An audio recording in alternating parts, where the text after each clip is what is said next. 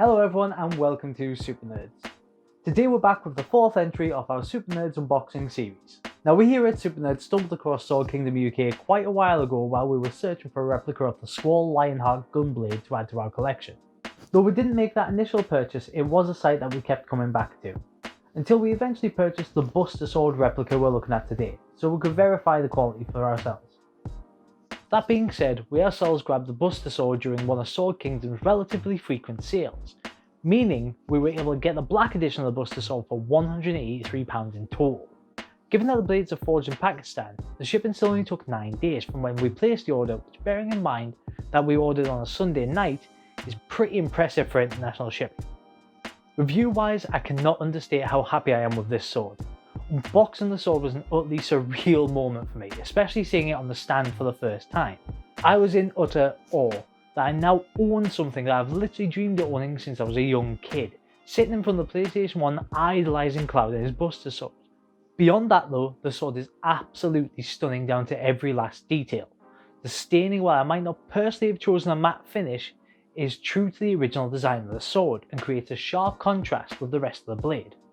The detail on the hilt of the blade is stunningly intricate, with a lot of depth that creates some really eye-catching reflections and shadows that really emphasise the design. Like I said earlier in the video too, the fact that it's traditionally forged, as you can tell from the markings on the blade, is a fantastic touch towards making the blade look authentic and battle-worthy. As an interesting nod, I also enjoy the material holes as well. They're almost the perfect size for 55mm glass balls, which are cheap and easy to come by. I could quite easily find a way to secure those in if I really wanted to. The stand is a lovely touch too, especially given that it's designed so that the sword joins upwards at a slight angle, which gives it an interesting level of dimension when you display it. As a sword, the sheer magnitude and weight makes it quite hard to swing, but this was never designed to be practical. It's a Buster Sword. In the original Final Fantasy VII, there was nothing to graphically indicate that the material of the blade wasn't evenly distributed, meaning the balance of the blade would be off, though the remake fixed this by adding 2 metal plates. These were placed near the handle to create a balance point and a distal taper along the edge. However, you can tell by holding the sword that Sword Kingdom have put some thought into the balance of the blade, even if a blade of this magnitude could never be used that way safely.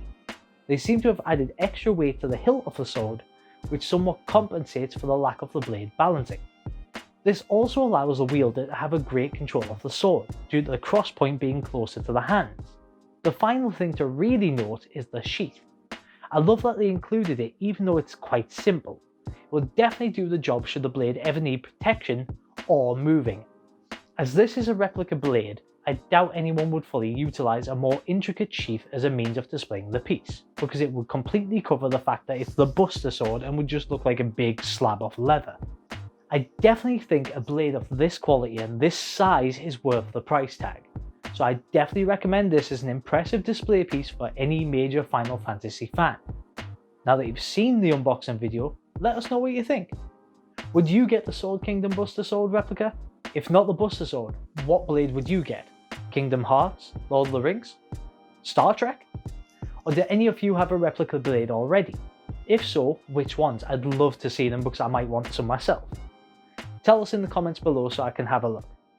And if you're in the mood for more from us, why not watch one of these videos? Or subscribe and click that notification bell to see our future unboxings, because I guarantee we'll be getting more swords from this place.